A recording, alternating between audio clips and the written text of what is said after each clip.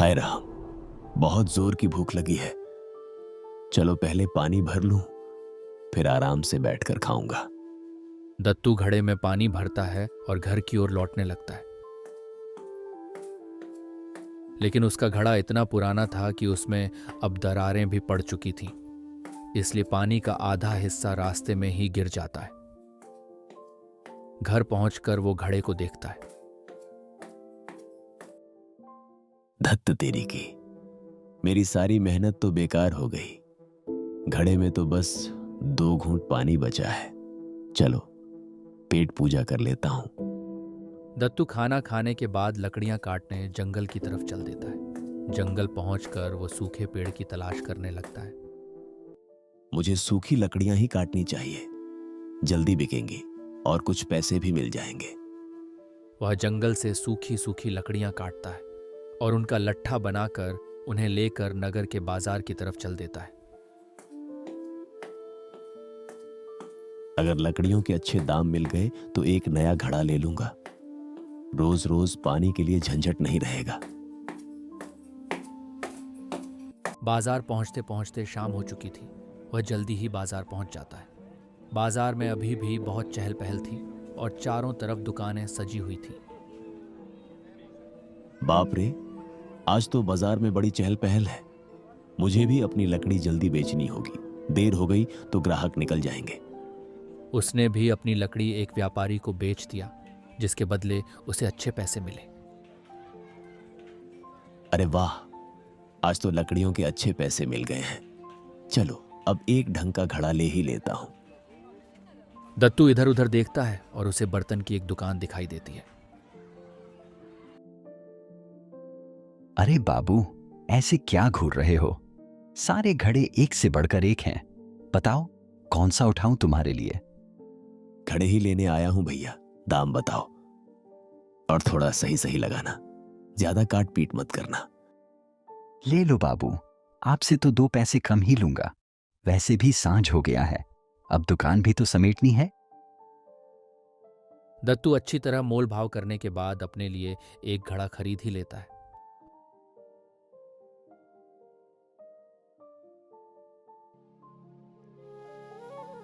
अगली सुबह दत्तू जंगल से लकड़ियां काटकर घर की तरफ लौट रहा होता है। अब तो रोज रोज नदी नहीं जाना पड़ेगा मुझको। पानी भरने का झंझट ही खत्म समझो।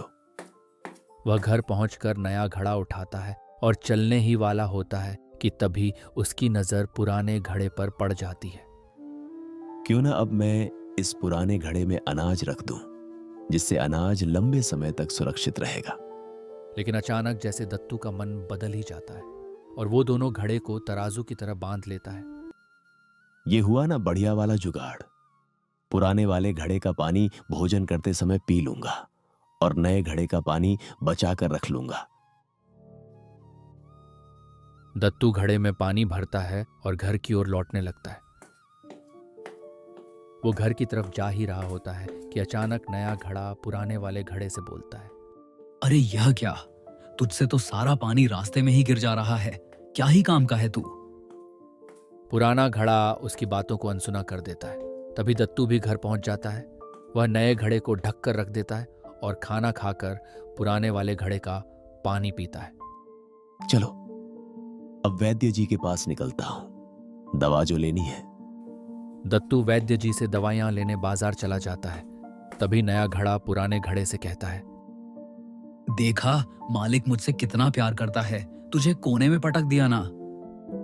पुराना घड़ा उदास नजरों से बस देखता रह जाता है।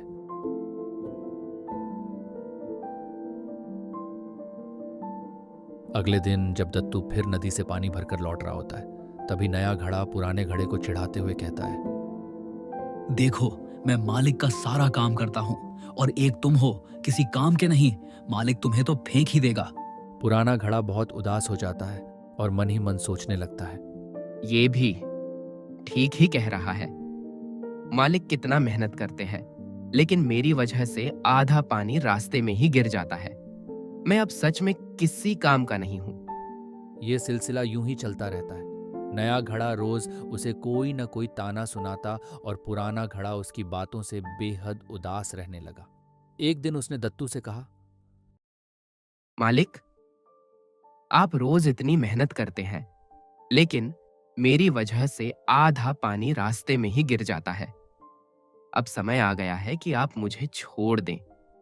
हाँ, दुख तो होगा, लेकिन सच यही है कि अब मैं किसी काम का नहीं रहा। दत्तू सब समझ गया कि जरूर कुछ न कुछ गड़बड़ है।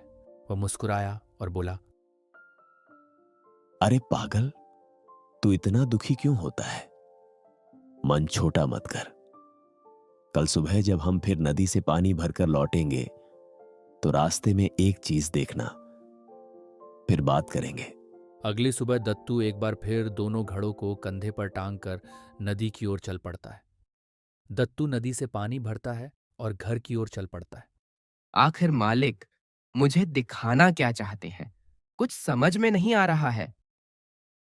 लौटते वक्त पुराने घड़े ने देखा कि रास्ते के किनारे सुंदर रंग बिरंगे फूल खिले हुए हैं। वो फूलों को देखकर हैरानी से कहता है, वाह, कितने सुंदर और रंग बिरंगे फूल खिले हैं।